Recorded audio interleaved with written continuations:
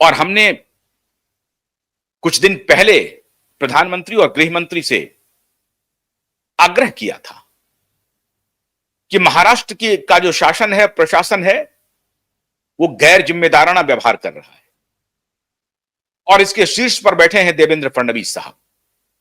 देवेंद्र फडणवीस का रवैया ठीक नहीं है, उनकी पुलिस का रवैया ठीक नहीं है। झूठी जांच को आगे बढ़ाया जा रहा है, झूठा हलफनामा दिया जा रहा है और गद्दार को लीज ऑफ लाइफ दिया जा रहा है। इसलिए नहीं कि वो आपके साथ गद्दारी किया, इसलिए कि उसने कानून का उल्लंघन किया है, उसने कानून का गला दबोचा है, उसने कानून के बांह को मरोड़ा है और उसको आप लीज ऑफ लाइफ दे रहे हैं, उसको आप बचा रहे हैं, उसको आप संरक्षित कर रहे हैं। किसके कहने पर कर रहे हैं? किस पुलिस वाले के साथ आपका क्या रिश्ता है? क्यों बचाना चाहते हैं उस भ्रष्ट पुलिस वाले को? आपको मालूम है कि यह केस खुलेगा तो बहुत सारे आपके चहेते जेल जाएंगे। और आप ये इस गलतफहमी में मत रहिए कि अदालत में वक्त मिलता रहेगा, तारीख पर तारीख पड़ती रहेगी और आप बच जाएंगे। आपके सरकार पर कोई टिप्पणी नहीं होगी, होगी, बिल्कुल होगी। मोदी के आड़ में बचने की जो ये खेल खेला जा रहा है ना, इसको खेलना बंद कर दीजिए।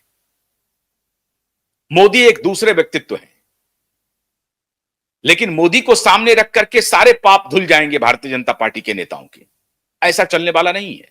और यही मैंने आग्रह किया था प्रधानमंत्री मोदी से कि आपको सामने रख करके, क्योंकि आप पर देश का भरोसा है, देश आप पर भरोसा करता है। क्यों? क्योंकि आप सामने से स्वीकार करते हैं, अपनी गलती को भी स्वीकार करते हैं। यह मादा बड़े दिनों बाद भारत के किसी नेता में देखने को मिल रहा है और साफ साफ कहते हैं कि गलतियां हो सकती हैं मुझसे, लेकिन मेरी नीयत में खोट नहीं है। यह बात बिल्कुल ठीक है कि गलती आपसे हो सकती है। मैंने कोविड के जमाने में उस व्यवहार पर मैंने विरोध किया, लेकिन मैंने विरोध इसलिए किया क्योंकि आपको सही जानकारी ये माफिया नहीं दे रहे थे। और आज आप इस बात को समझ गए हैं।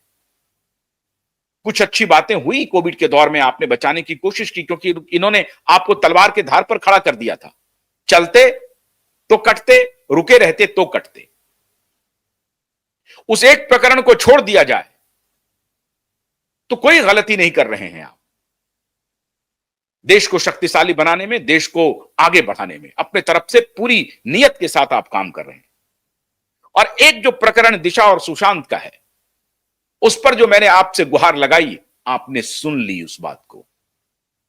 मित्रों, पावर गैलरी से जानकारी मिली है, मुझे मोदी जी ने फोन नहीं किया वैसे, और ना ही अमित शाह जी ने, लेकिन पक्की जानकारी है कि पजामे में रहिए और ये सब जो आप कृत्य कर रहे हैं ना, चेक एंड बैलेंस का, और अपने को समझ रहे हैं कि बड़े खिलाड़ी हैं, इस तरह की राजनीति करना छोड़ दीजिए।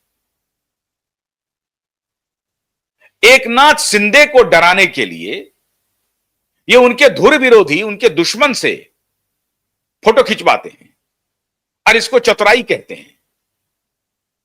ये राजनीतिक चतुराई बहुत दिनों तक चलती नहीं है, बहुत दिनों तक नहीं चलती है। तकनीक के जमाने में है, ये 70s 80s का दौर था इस तरह की चतुराई के लिए, जो इस तरह की राजनीतिक चतुराई के लिए 70s 80s एक माकूल वक्त हुआ करता था, जब लोगों के पास सूचना जल्दी से नहीं पहुंचती थी। और जब आज सूचना जब जल्दी पहुंचती है तो उसका विश्लेषण भी जल्दी होता है, और फिर विश्लेषण होने के बाद सही और गलत का आकलन हो जाता है। आज आप उस दौर में नहीं है माननीय फडणवीस जी।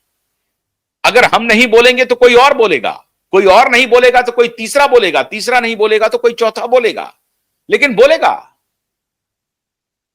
तो इस गलतफहमी को, आप सभी राजनेता से मैं ये आग्रह कर रहा हूं कि इस गलतफहमी को हटा लीजिए। तकनीकी हाईवे पर खड़े हैं आप, सब कुछ दिख रहा है।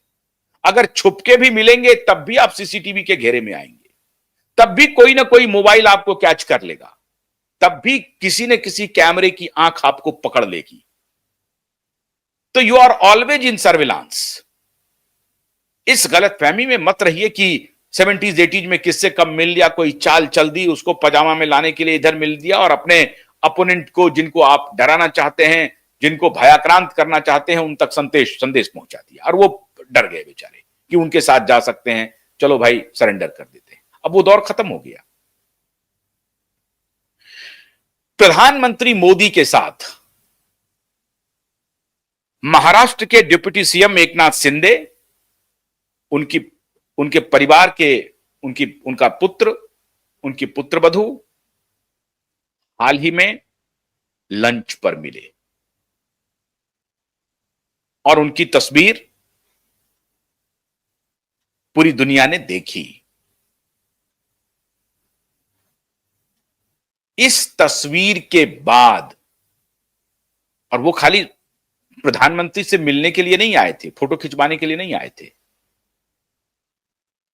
प्रधानमंत्री जब उनसे मिल रहे थे तो उनके पुत्र के बारे में, उनकी पुत्रवधू के बारे में सब कुछ याद था।